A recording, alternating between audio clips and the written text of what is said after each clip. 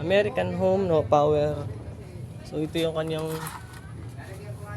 motherboard.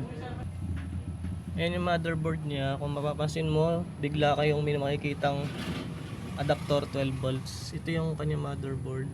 Ito yung AC, line 1, line 2, doon pumasok papuntang 12 volts adapter. Tapos nag-out siya doon sa 12 volts niya. 12 volts lang nilagay ko. Minsan kasi 12 volts, 5 volts. Ito kasi 12 volts lang nilagay ko kasi meron na siyang 7805 para maging 5 volts. So nakompleto agad niya sa ampiraheng 2 amperes.